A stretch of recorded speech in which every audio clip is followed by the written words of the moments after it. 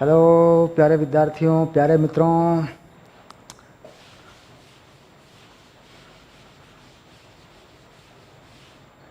NCERT के हल, NCERT के संपूर्ण हल। ठीक, चैप्टर का नाम है चुंबकत्व एवं द्रव्य और ये है 5वां चैप्टर, अध्याय नंबर 5। पहले सवाल देखिए, इस सवाल में क्या नाम, इस अध्याय में थ्योरेटिकल सवाल बहुत हैं। ये समझने का चैप्टर है, इसलिए क्या करते हैं बच्चे, इस चैप्टर से थोड़ा बोर होते हैं। ठीक, लेकिन ऐसा नहीं करना, बोर नहीं होना है ना। चलिए नाम लिख देता हूँ, अध्याय 5 और चुंबकत्व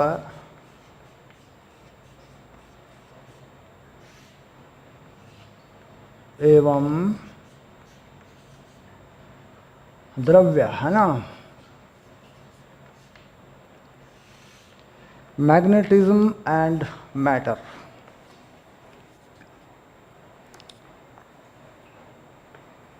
चैप्टर नंबर 5 शुरू करें। पहले सवाल से शुरू करें। चलिए ठीक, लेते हैं पहला सवाल, लेते हैं 5(1) के नाम से। इसमें कुछ पार्ट हैं, A B C D E F G H I E और एफ, ये पार्ट हैं। बस पढ़ना है और समझना है, पढ़ लेना है और पढ़ के थोड़ा सा समझ लेना है, कोई बड़ी बात नहीं है, आराम से कर लेना है।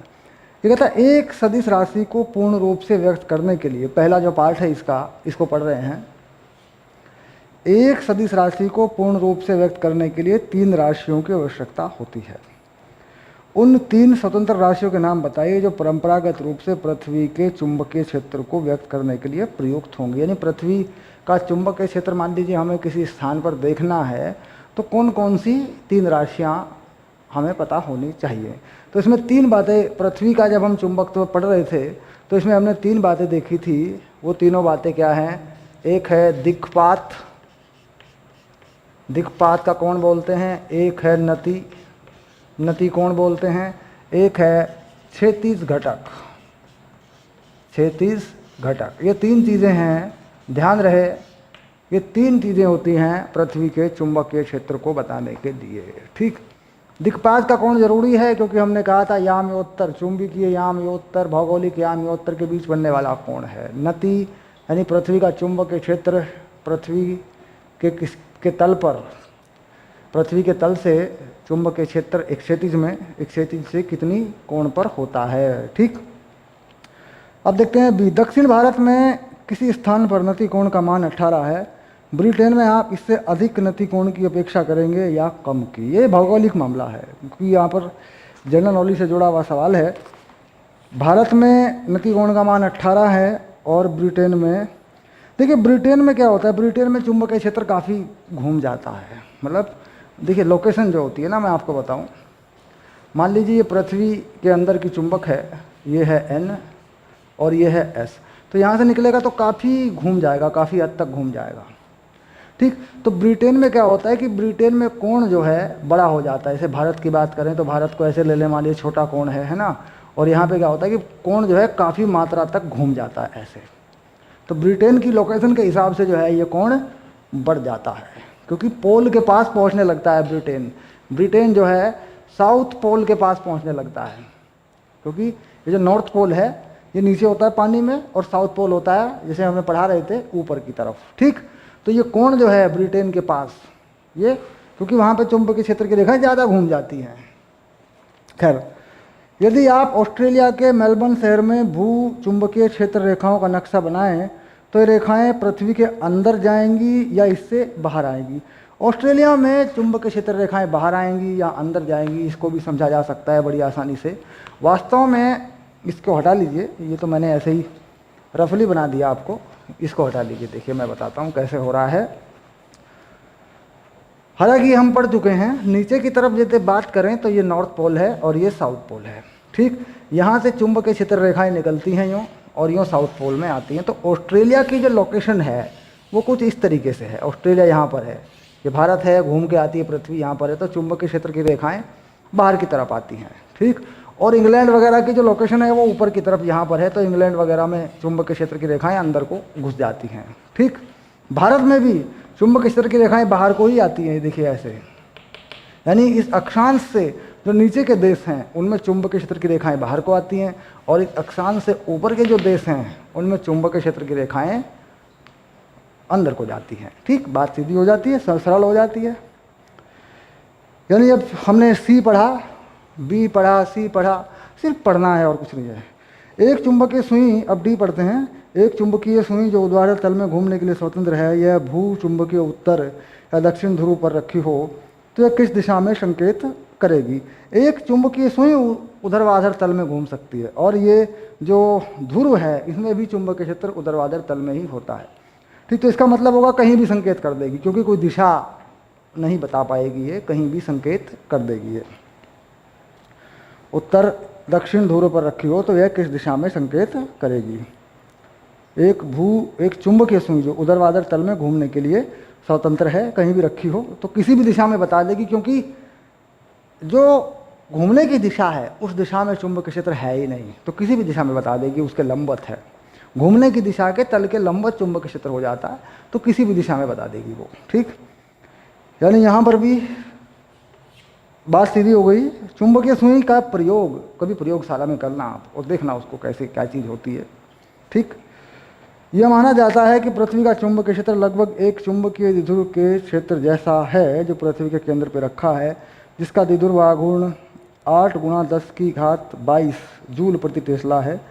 कोई ढंग सुझाइए जिससे यह संख्या परिमाण की कोटि की जांच हो सके। अब ये देखिए थोड़ा सा सवाल है, इसको थोड़ा सा हल कर सकते हैं, थोड़ा सा इसको हम, ये बनी है चुंबक, ऐसे ही कर लो।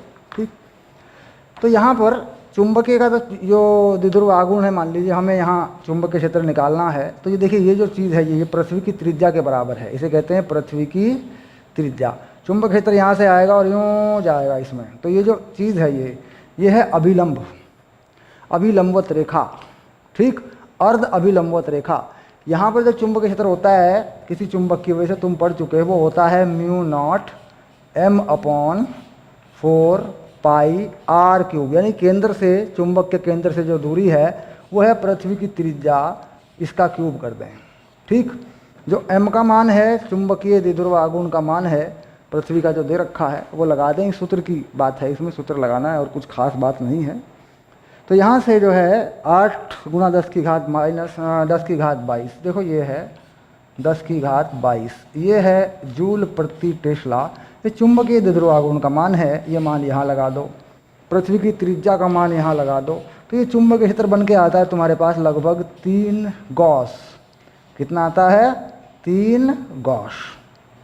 ठीक, जो कि होता है। इसके बाद प्रमाणित हो जाती है कि भाई पृथ्वी का जो चुंबकीय क्षेत्र है वो उसके व्यास के अनुदिश कहीं कोई चुंबक है उसमें, उसकी वजह से होता है। हालांकि ये चुंबक क्यों है, क्या है, इसका भी पता लगेगा। ये हो गया ई। अब पे बात करते हैं। भूगर्भ शास्त्रियों ने का ये मानना है कि मुख्य NH चुंबकीय ध्रुवों के अतिरिक्त पृथ्वी की सतह पर कई अन्य स्थानीय ध्रुव भी हैं, लेकिन जो विभिन्न दिशाओं में विन्यस्त हैं। ऐसा होना संभव है खनिज पदार्थों की वजह से, जो अंदर लोहे के खनिज पदार्थ हैं उनकी वजह से ऐसा हो सकता है, क्योंकि लोहा जो है वो चुंबक बना हुआ होता है, पृथ्वी के चुंबकीय क्षेत्र में पड़ा है, तो उसकी वजह से अलग अलग दिशाओं में चुंबकीय क्षेत्र हो सकते हैं, बन सकते हैं। तो ये छोटी छोटी बातें थी 5 नंबर में, और इसके जो उत्तर हैं NCERT में, एक बार उन्हें पढ़ लें, एक बार उन्हें देख भी लें, प्रश्न भी देख लें, उत्तर भी देख लें, जिससे कि हमारी जो जनरल नॉलेज है, सामान्य ज्ञान है ना। देखो सामान्य ज्ञान के लिए बहुत अच्छे सवाल हैं, सामान्य ज्ञान बढ़ता है, सामान्य ज्ञान जो यहाँ बढ़ता है वो आगे बड़ा काम आता है। पृथ्वी के चुंबकीय क्षेत्र के बारे में पूछा जाता है, ऐसी बहुत सी परीक्षाएँ होती हैं। आप सरकारी नौकरियों के लिए, इंटरव्यू के लिए, सरकारी नौकरियों के लिए परीक्षाएं देंगे, बड़े बड़े जो परीक्षाएं होती हैं, तो ये बड़ा बढ़िया ज्ञान है, ये बहुत जनरल नॉलेज का मामला है। पृथ्वी पर चुंबकीय क्षेत्र विज्ञान में बहुत महत्व रखता है, भूगोल में तो रखता ही है। ठीक, चलिए आगे बढ़ते हैं, अगले सवाल पर आ जाते हैं। ये भी बिल्कुल ऐसा ही है, ABCD वाला ही मामला है, इसमें भी बस सिर्फ विचार करना है और कुछ नहीं। अब यहाँ से हटा लेता हूँ इसको और यहाँ दूसरे सवाल का नंबर डाल देता हूँ, यहाँ पे दूसरे सवाल का नंबर डाल देता हूँ। देखिए, ये देखिए हो गया 5-2, ये रहा। ठीक, निम्नलिखित प्रश्नों के उत्तर दीजिए। एक जगह से दूसरी जगह जाने पर पृथ्वी का चुंबकीय क्षेत्र बदलता है। बिल्कुल सही बात है, बदलता है। क्या यह संभव है? क्या यह समय के साथ बदलता है? यदि हाँ, तो ये मामला फिर आ गया भूगोल से। एक स्थान से दूसरे स्थान पर जाने पर तो ये बदलता ही है। आप जानते हैं कि जो नतिकोण है वो बदलता रहता है। ठीक, इसके बाद 100 साल के समय के बाद, अगर देखें 100 साल के समय के बाद भूगर्भ शास्त्रियों के अनुसार ये देखा गया कि 100 साल बाद इसका मान वैसे भी बदल जाता है। वो क्यों बदलता है, क्या कारण है, ये हमारा विषय नहीं है। जानकारी है कि भाई किसी भी जगह पे 100 साल बाद पृथ्वी के चुंबकीय क्षेत्र का मान थोड़ा बहुत बदल जाता है। बी में, पृथ्वी के क्रोड़ में लोहा है, यह ज्ञात है, फिर भी भूगर्भ शास्त्री इसको पृथ्वी के चुंबकीय क्षेत्र का स्रोत नहीं मानते। क्यों नहीं मानते? पृथ्वी के क्रोड़ में लोहा है। देखिए, वो कह रहा है कि लोहा पिघला हुआ है। पृथ्वी के क्रोड़ में लोहा तो है, लेकिन वो लोहा कैसा है? पिघला हुआ है। पिघला हुआ लोहा है, अधिक तापमान पर है। पृथ्वी की क्रोड़ का तापमान 5000 डिग्री सेल्सियस से ऊपर होता है, तो वो 5000 डिग्री सेल्सियस पर लोहा चुंबकत्व नहीं दिखाता, उसका चुंबकत्व का गुण नष्ट हो जाता है। तो इसका मतलब है कि जो क्रोड़ में लोहा है उसका तापमान अधिक है, वो पिघला हुआ है, वो जो है वो चुंबकीय क्षेत्र नहीं है। फिर किसकी वजह से ये चुंबकीय क्षेत्र होता है? कहता है जो आयन है, जो आवेश हैं, जो घूमते हैं, रेडियो सक्रियता, पृथ्वी की क्रोड़ के पास बाहर की तरफ आते हैं, तो रेडियो सक्रियता की वजह से जो आवेश घूमते हैं, अल्फा बीटा गामा का नाम आपने सुना होगा, आवेशित कण जो होते हैं रेडियो सक्रियता की वजह से वो पृथ्वी के साथ घूमते हैं, वही इसका कारण है। कई बार हम सोच लेते हैं कि पृथ्वी में आवेश है या वायुमंडल में आवेश है वो कारण है इसके चुंबकीय क्षेत्र का। ऐसा नहीं है। पृथ्वी के केंद्र से बाहर आते समय, पृथ्वी की क्रोड़ से बाहर आते समय एक रेडियो सक्रियता रहती है। जो रेडियो एक्टिव एलिमेंट हैं, जिनमें रेडियो एक्टिविटी होती है, रेडियो सक्रियता होती है, उसमें अल्फा बीटा गामा किरणें निकलती रहती हैं। वह आवेशित, जिसमें अल्फा और बीटा जो है वो आवेशित कण हैं, वो निकलते रहते हैं, उसकी वजह से वो घूमते रहते हैं। तो ये चुंबकीय क्षेत्र भूगर्भ शास्त्री ऐसा मानते हैं। ठीक, आपने 4-5 अरब वर्षों के इतिहास में पृथ्वी को अपने चुंबकीय क्षेत्र की दिशा में कई बार उलट पलट हो चुकी होगी। भूगर्भ शास्त्री इतने सुदूर अतीत के चुंबकीय क्षेत्र के बारे में कैसे जान पाते हैं? भाई 4-5 अरब वर्षों के इतिहास में पृथ्वी अपने चुंबकीय क्षेत्र की दिशा से कई बार उलट पलट हो चुकी होगी। भूगर्भ शास्त्री चट्टान, ये कहता जी पुरानी चट्टानें हैं, उनका कुछ बिगड़ता नहीं, उनमें खनिज पदार्थ हैं, वो लौह चुंबकत्व से भरे हैं, हजारों हजारों अरबों अरबों साल पुरानी चट्टानें हैं, उनमें कुछ होता नहीं। उनके हिसाब से वो अंदाज़ा लगा लेते हैं कि भाई ये मामला ऐसे ऐसे हुआ है। कुल मिला के हिस्ट्री है, जनरल नॉलेज के सवाल है। इसके बाद अगला पढ़ते हैं, ये वाला। बहुत अधिक दूरियों पर 30,000 किलोमीटर से अधिक पृथ्वी का चुंबकीय क्षेत्र अपनी द्विध्रुव आकृति से काफ़ी भिन्न हो जाता है, यानी अलग अलग हो जाता है। सूत्रों के फार्मूलों के अनुसार नहीं होता। जो ध्रुवों पर है वो कुछ और है, और दूर चले जाएं आकाश में तो कुछ और होने लगता है। इसका कारण क्या है? इसका कारण है आयनिक, वायुमंडल में या वायुमंडल के बाहर जो आयनिक क्षेत्र हैं, उनसे, आयनिक क्षेत्र मतलब उनमें आवेश है, उनके कारण ये जो है अपनी जो वास्तविक ध्रुवों पर ये चुंबकीय क्षेत्र है वैसा वहाँ नहीं बनता, क्योंकि आवेश या आयन जो है वो एक गति करते हैं, वो रहते हैं, चलते हैं। वायुमंडल के बाहर जाएंगे तो कई आयन की परतें होती हैं, गैसों के आयन बने होते हैं, गैसें आयनित हो जाती हैं, तो उसकी वजह से कहता बहुत दूर जाने पर चुंबकीय क्षेत्र प्रभावित हो जाता है, वो बदल जाता है। ये बात पूरी हो गई। नंबर 5,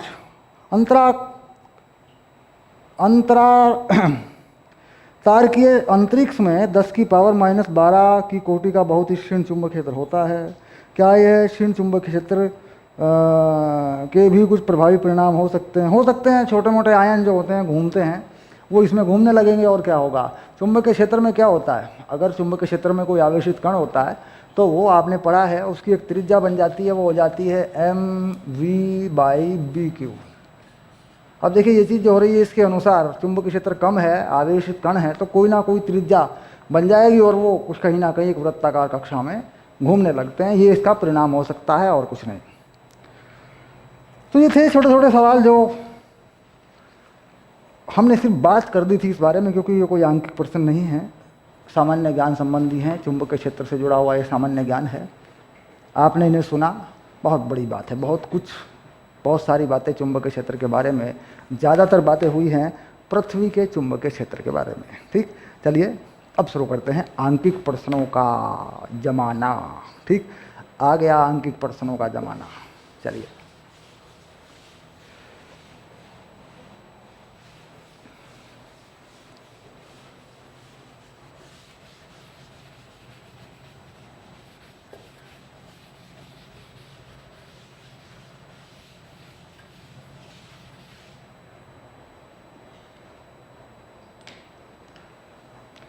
लेते हैं प्रश्न नंबर 5-3। पहला आंकिक सवाल, यानी इसके मान के चलिए कि पहला सवाल है, ये पहला क्वेश्चन है। ठीक, एक छोटा छड़ चुंबक जो एक समान बाह्य चुंबक के क्षेत्र 0.25, 0.25 के साथ 30 अंश का कोण बनाता है और इस पर 4.5 गुणा 10⁻⁻2 जूल का बल आघूर्ण भी लगता है। चुंबकीय आघूर्ण का परिमाण बताइए। तो सूत्र है, बहुत सरल सा सूत्र है, सूत्र पर आधारित है। क्या था चुंबकीय आघूर्ण, चुंबकीय बल आघूर्ण? ये था mb sin थीटा, ये आप लगा चुके हैं। ठीक, बल का आघूर्ण कितना पड़ता है? बल का आघूर्ण पड़ता है 4.5 गुना 10⁻⁻2, है ना। m का पता नहीं, चुंबकीय आघूर्ण का नहीं पता, ये चुंबकीय बल आघूर्ण है, ये चुंबकीय आघूर्ण है। ठीक, कितना चुंबकीय क्षेत्र है? ये है 0.25। चुंबकीय क्षेत्र की दिशा से बनने वाला कोण है 30, तो साइन 30 का मान लगेगा समय आने पर। ठीक, चलिए अब ये हो गया 4.5 गुना 10⁻⁻2 m। अब देखिए इसको 0.25 को लिख देता हूँ 1/4, इसे लिख देता हूँ 1/2, m का मान निकाल देता हूँ। 4.5 गुना 8 गुना 10⁻⁻2। ठीक, अब ये मान हो गया, देखिए जूल प्रति टेस्ला। तो क्या है? जूल। जूल में क्यों लिख दिया? क्योंकि जूल का मात्रक और आघूर्ण का मात्रक एक जैसा ही होता है, तो जूल में भी लिख देते हैं, कोई ऐसी बात नहीं, कहीं कहीं पे जूल में लिख देते हैं। तो इसका मात्रक बन जाएगा जूल प्रति टेस्ला। ठीक, तो यह देखो उत्तर हो गया। ये मान हो जाएगा 36, सीधा 36 है ये, तो इसे 36 कर दो, लो 10⁻⁻2, और ये हो गया जूल प्रति टेस्ला मात्रक। अब इसे लिख देंगे और थोड़ा सा हल करके 0.36 जूल प्रति टेस्ला। लो जी भाई, उत्तर हो गया आपका। तीसरा सवाल हल हो चुका है। चलो चौथा भी देखते हैं, चौथा सवाल भी कर देते हैं यार, कौन सा बड़ी बात है यार। तुम लोग तो अब कर ही रहे हो, तुम लोग तो एनसीईआरटी को हल कर ही रहे हो यार। देखो ये भी कर देते हैं, देखो। ठीक, रंग बदल देते हैं, रंग ये आ गया दूसरा रंग। चलो इससे कर देते हैं। चुंबकीय आघूर्ण का मान दिया है, एक छोटा छड़ चुंबक 0.15 टेस्ला के एक समान बाह्य चुंबकीय क्षेत्र में रखा है। यदि छड़ क्षेत्र के तल में घूमने के लिए स्वतंत्र हो तो क्षेत्र के किस विन्यास में स्थायी संतुलन होगा? अस्थायी संतुलन होगा। प्रत्येक स्थिति में चुंबक की स्थितिज ऊर्जा क्या होगी? लिख लेते हैं पहले क्या क्या दे रखा है भाई चुंबक का आघूर्ण दे रखा है, कितना दे रखा है? ये 0.32 जूल प्रति टेस्ला। चुंबकीय क्षेत्र का मान दे रखा है 0.15 टेस्ला। ठीक, अब बात आती है स्थायी संतुलन। स्थायी संतुलन यानी स्थितिज ऊर्जा कम से कम हो, तो स्थितिज ऊर्जा लिखते हैं UB। ये होती है माइनस, याद करें फॉर्मूला, MB cos थीटा। ये जो थीटा है ये B और M के बीच का कोण है, पक्का करें। ये देखिए ऐसे। अब अंदाज़ा लगाइए कि ये ऊर्जा कम से कम कब होगी, क्योंकि स्थायी संतुलन में स्थितिज ऊर्जा कम से कम होती है। तो कम से कम ये जब होगी जब इसका मान अधिक से अधिक होगा, क्योंकि माइनस इस पर लगा हुआ है। कॉस थीटा में कोई भी मान अधिक से अधिक 1 के बराबर होता है, कॉस थीटा हो या साइन थीटा हो। तो इसका मान 1 हो गया। तो U B minus M B, ये हो गया स्थायी संतुलन। और ये कहाँ हुआ, ये कब हुआ, जब थीटा हो गया 0 डिग्री, ओके 0 डिग्री। उत्तर मिल गया 1। स्थायी संतुलन कहाँ होगा। और ऐसी स्थिति में इसकी स्थितिज ऊर्जा कितनी हो गई जरा बताएं। ये रही, देखो सूत्र लगा देंगे, माइनस m का मान रख देंगे 0.32, b का मान रख देंगे 0.15 और ये बन जाएगी जूल में। स्थायी संतुलन में स्थितिज ऊर्जा, ठीक। यानी बात किसकी हुई पहले, देखो लिख देता हूँ, स्थायी संतुलन की बात हुई है बच्चों। ये लो ये लो ये लो ये लो ये लो। अब अस्थायी संतुलन, चलिए पहले इसे निकाल लेते हैं। देखो कितना बनेगा जरा बताओ। 15 दूनी 30, हासिल हो गए 3, 48 है ना, ये हो गया 48। 0, 4, 8 माइनस में दशमलव कहाँ लगाऊं, बताओ कहाँ लगाऊं दशमलव, 4 स्थान के बाद दशमलव लगेगा।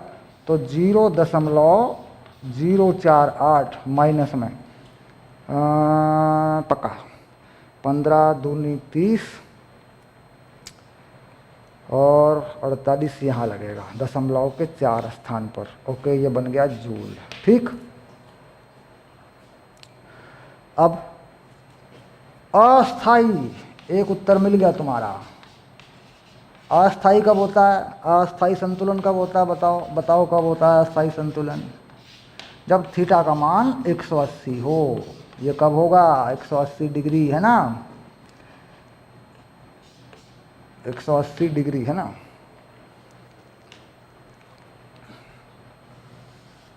एक 180 अंश। तो इसमें क्या होगी मान, कैसे होगा, m और b उल्टे होंगे, m और b के बीच उल्टा होगा, यानी एक तरफ को b होगा तो दूसरी तरफ को m होगा, ऐसे, ठीक। और अस्थाई संतुलन कब होगा, जिस तरफ m होगा उसी तरफ b होगा। ये अस्थाई संतुलन है और ये अस्थाई संतुलन है।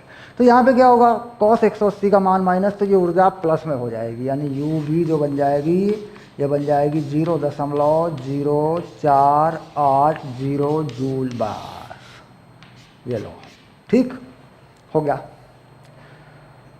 प्रत्येक स्थिति में चुंबक स्थितिज ऊर्जा क्या होगी, कौन बता दिया, स्थितिज ऊर्जा बता दी। स्थायी और अस्थायी संतुलन को पहचानना अनिवार्य है, मोस्ट इम्पॉर्टेंट सवाल है, बहुत इम्पॉर्टेंट सवाल है, ठीक।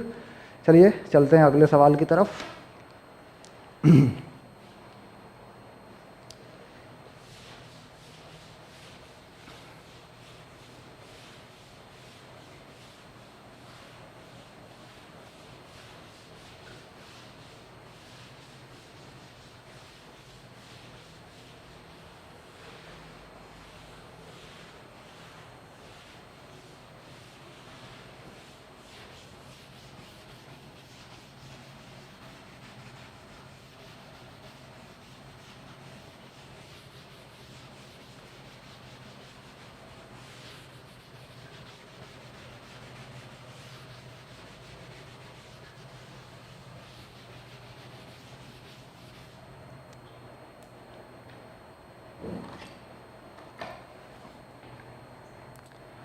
अब चलते हैं 5 नंबर की तरफ।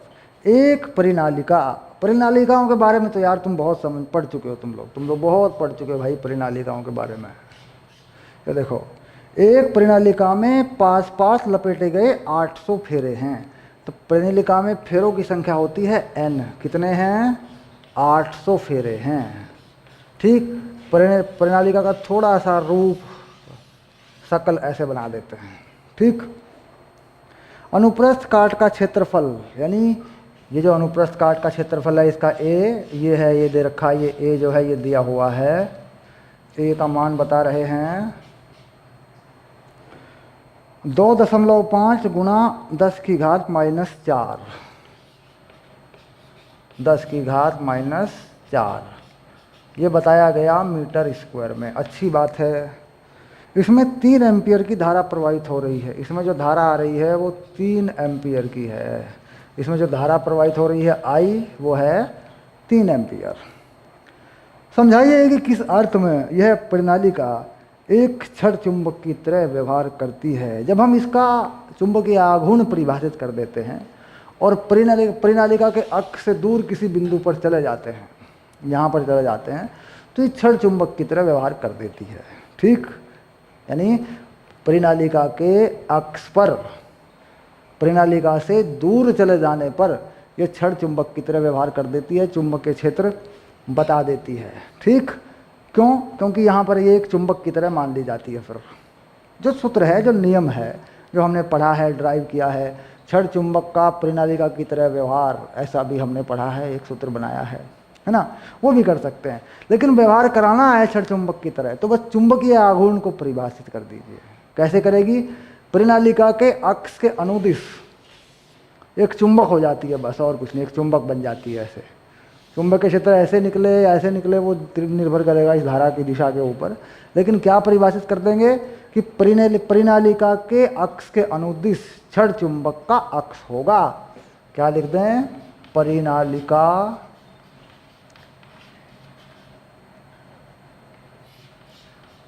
के अक्ष के अनुदिश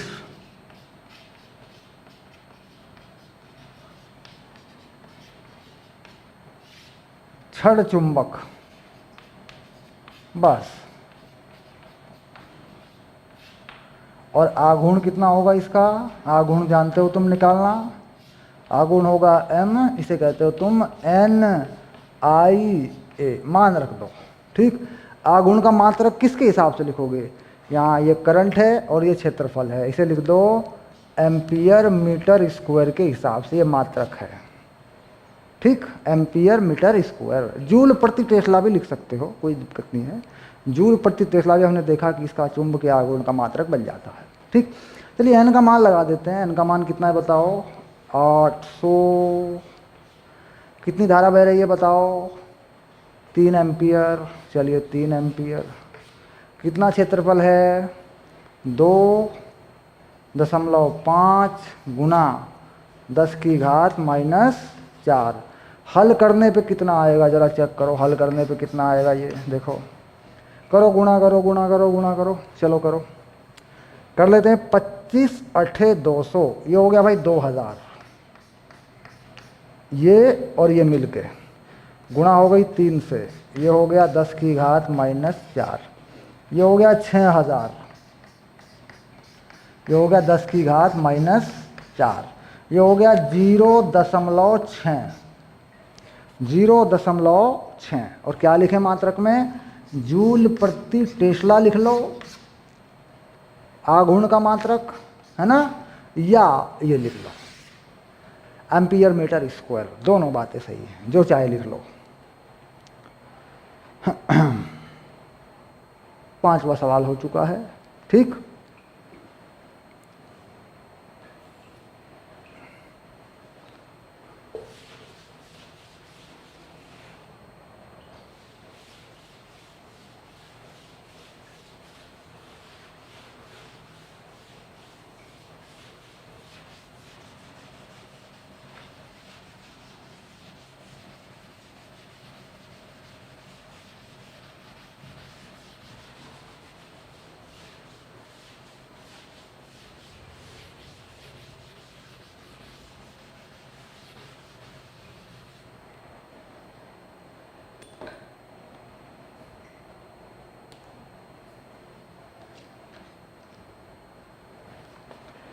चलिए अब चलते हैं छठे सवाल की तरफ।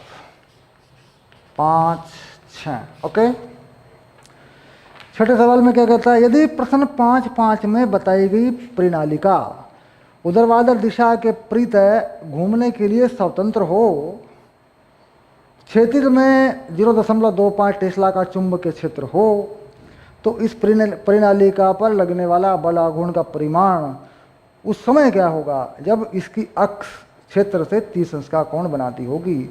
तो आघूर्ण का मान निकाल लिया था हमने, अभी आघूर्ण बल आघूर्ण निकालते हैं। MB sine theta. कितना आया था इसका बला गुण? ये आया था 0.6। और किस चुंबकीय क्षेत्र में रखी है परिनालिका? ये कह रहा है ये रखी है जी 0.25 में। और कितना कोण बनाती है? साइन 30 का कोण बनाती है। ठीक, चलो जी ये भी हो गया। अब साइन 30 हो गया 1/2, ये 0.75 आ गया जी। लो ये हो गया। जूल में लिखेंगे इसको आघूर्ण को, या किस में लिखेंगे? न्यूटन मीटर में लिख देंगे। ठीक, दोनों मात्रक होते हैं, कार्य की और इसका मात्रक जो है जूल में लिखा जा सकता है, लिख देते हैं इसको। ये भी बात समझ में आ गई। यहाँ पर 0.25 25 और ये आया था हमारे पास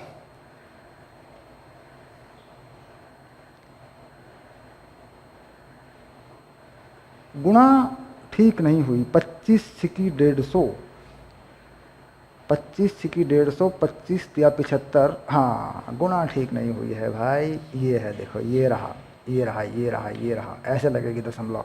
0.075। हाँ, क्योंकि यहाँ पे ना दशमलव में गुणा गड़बड़ कर जाती है। चलिए कोई बात नहीं है, उत्तर की जांच करेंगे, आप अपनी रफ कॉपी में भी गुणा करेंगे। ठीक, 6 नंबर हो गया। अब चलते हैं 7 नंबर की तरफ। 7 नंबर का सवाल देखते हैं क्या कहता है।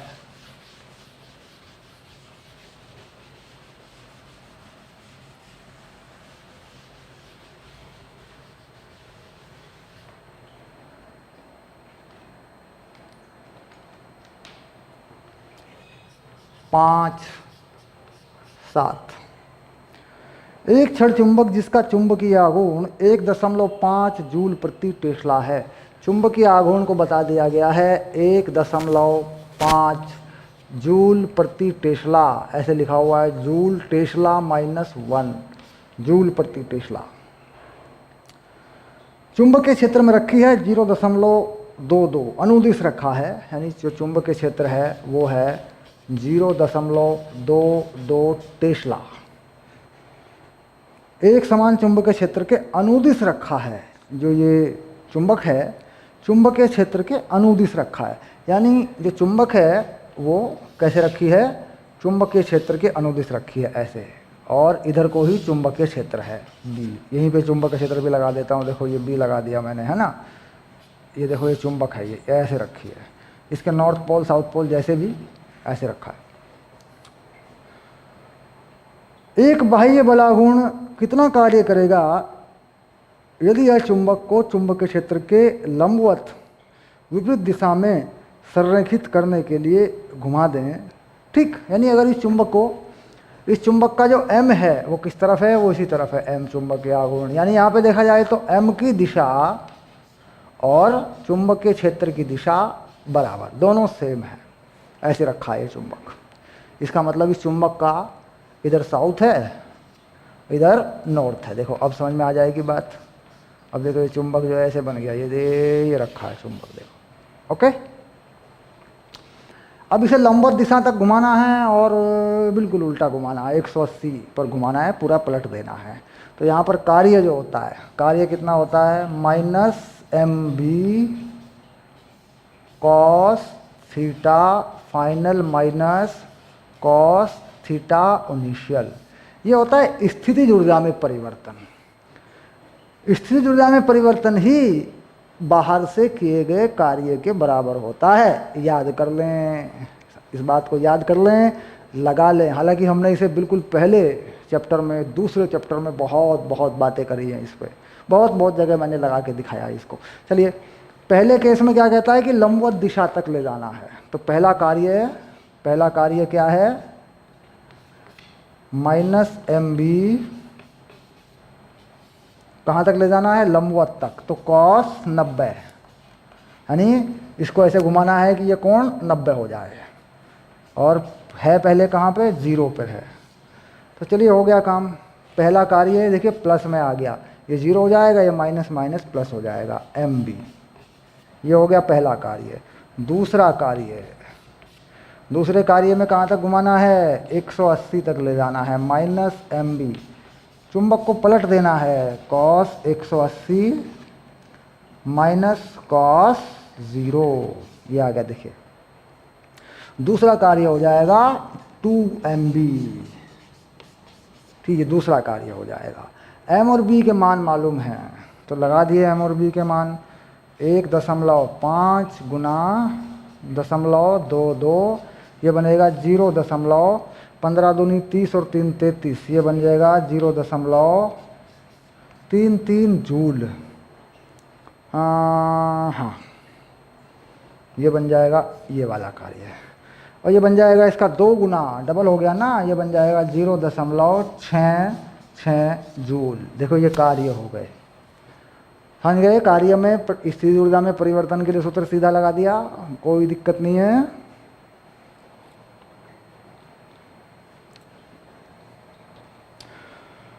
हाँ, ये सवाल हम पूरा करेंगे क्योंकि हमारा समय 40 मिनट की हम क्लास रखते हैं, हो रहा है। इसके बाद अगला सवाल अगले वीडियो में करेंगे, अगली क्लास में, ठीक है। चलिए और देखते हैं कि स्थिति 1 चुंबक का बल आघूर्ण कितना होगा। तो बल आघूर्ण कितना होता है, अच्छा बताओ बल आघूर्ण कितना होता है।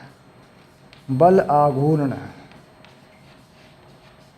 ये होता है tau m b sine theta, ठीक। तो पहली स्थिति में कितना कोण है, कितने कोण पे घुमा रखा है, 90 पे। तो कितना हो जाएगा पहली स्थिति में, पहली स्थिति में हो जाएगा ये mb के बराबर, यानी उत्तर हो गया 0.33। मात्रक क्या लिख दें, मात्रक न्यूटन मीटर लिख दें इसका, या जूल लिख दें। दूसरी स्थिति में कितना घुमा रखा है चुंबक को, पूरा 180 घुमा रखा है। दूसरा एंगल कितना घुमा रखा है, 180। तो ये तो हो गया पहली स्थिति वाला आघूर्ण, पहली स्थिति में हो गया लो। और दूसरी स्थिति में कितना होगा, mb साइन 180, ये 0 हो जाएगा भाई। देखो देखो ये 0 हो रहा है, तो ये हो गया 0 है क्योंकि पूरा घुमा रखा है 180 में, ठीक। पहली स्थिति तक ले जाने में कार्य कितना है, mb, और 180 तक ले जाने में कार्य कितना है, उल्टा करने में 2mb। पहली स्थिति में 90 डिग्री के कोण पर है, क्षेत्र की दिशा से लंबवत है, तो आघूर्ण का मान 0.33 है। दूसरी स्थिति में पलट दिया गया, कितना हो गया कोण, 180। आघूर्ण का मान, बल आघूर्ण का मान, आघूर्ण का क्या कहें, बल आघूर्ण का मान जो है वो 0 है, ठीक। तो सूत्रों के अनुसार बिल्कुल सरलता से ये प्रश्न हो चुका है, ठीक। और मान के चलिए बल आघूर्ण या स्थिर ऊर्जा या घुमाने में किए गए कार्य, अस्थायी व अस्थायी संतुलन, ये इस चैप्टर का निचोड़ है चुंबक के बारे में। ये पेपर में बोर्ड में आना ही आना है। यानी ये मान के चलिए कि हम प्रश्न नंबर 3 से लेके 7, 8 नंबर तक, 10 नंबर तक जो सवाल हैं ये बहुत ही इंपॉर्टेंट सवाल हैं, बोर्ड में आए पड़े हैं, मतलब ये मान के चलो। चलिए मिलते हैं अगली क्लास में, ठीक है।